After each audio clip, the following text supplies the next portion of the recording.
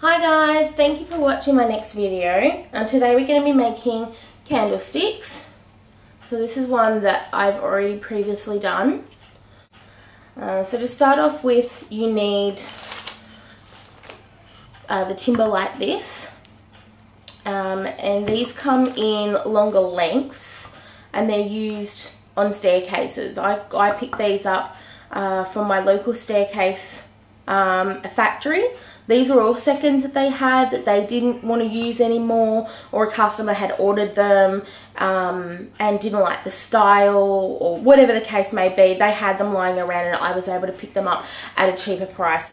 So we've got all the timbers together that are the same shape, so we can try and cut in mass. And we're using the drop saw to do it. So my fiance Tim has just worked out to cut them all the same length. We can butt the end up and make the same cut on all of them, so they're all going to be the same, and then we will do the next cut and we can move this piece so they're all going to be the same.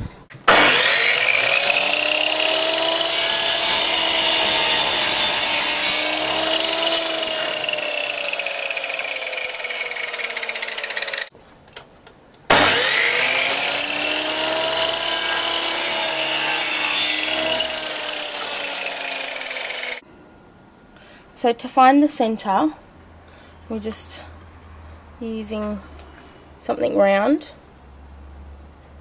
and trying to position it so it's the same distance all around on the outside, and then hold it down and just mark in the small circle, so then when you take it away, it's in the middle.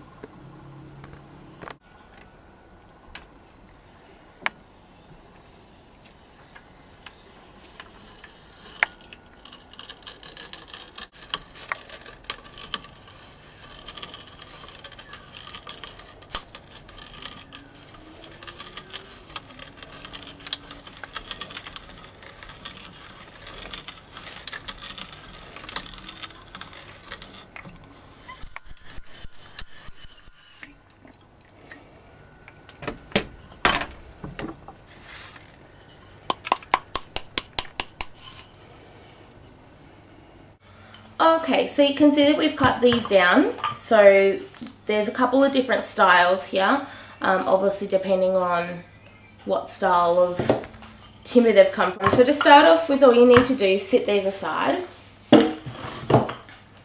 I'll be just using, it's just Tormann's Easy Coat Walls. It's a low sheen in white, and I've just got a 2 litre tin.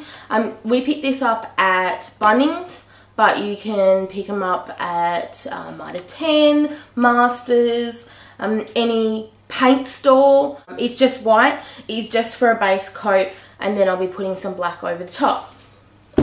So the next step after that is, it's exactly the same. This one is in black though. But it's the same thing as the Tormann's, and we're actually going to water this one down, and that's going to be washed over the top. So all you're going to need to do is just paint it roughly. It doesn't have to be perfect.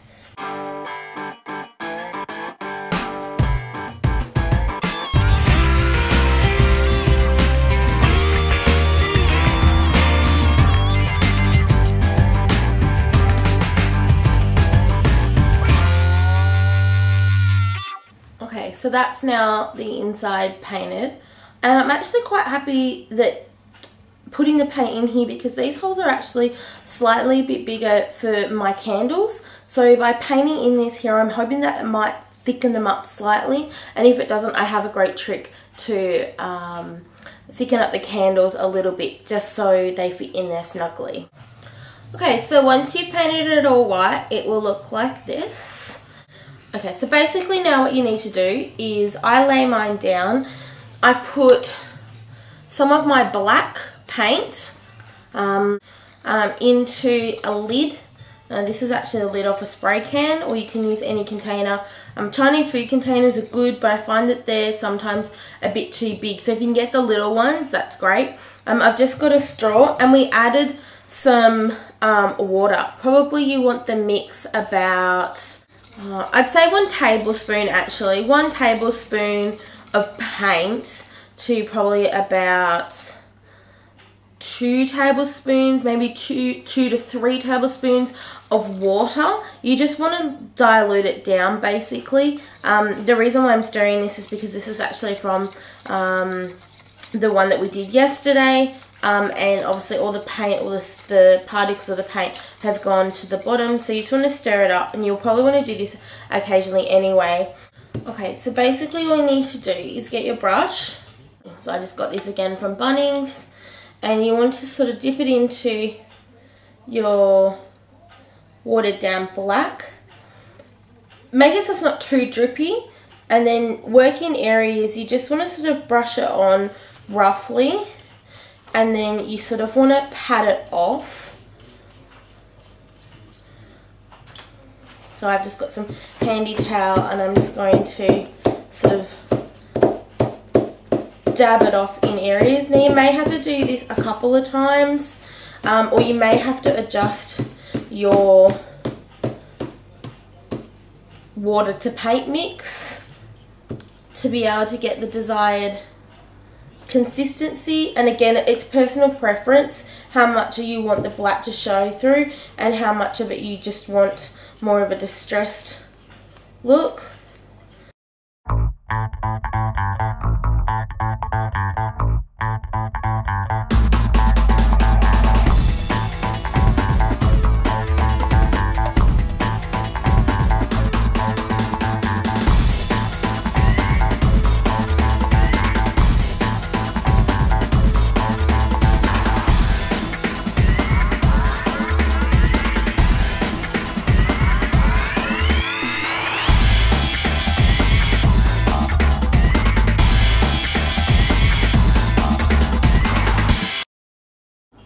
So basically you can go around. I've got a lot of residue on here actually at the moment, so I don't even need to use my brush. I can just go around and sort of add a little bit more texture to it. I don't know if you can see that very well, but it is making it slightly darker in certain areas. Okay, so now that we've done our painting, we're going to use some sandpaper. You can use as coarse or as fine as you'd like. This one is an 80 grit, so it's not the thickest but also not the thinnest. And you're just going to rip off a small section. And what I do is I want to bring back some of the actual timber finish. So I'm scratching back some of the corners. Certain areas. To start off with, you might want to use a slightly finer grit paper until you get the feel of how you want it. But you can see I've just taken off sort of some of the edges there, and it looks different. And it just gives that sort of aged look to it.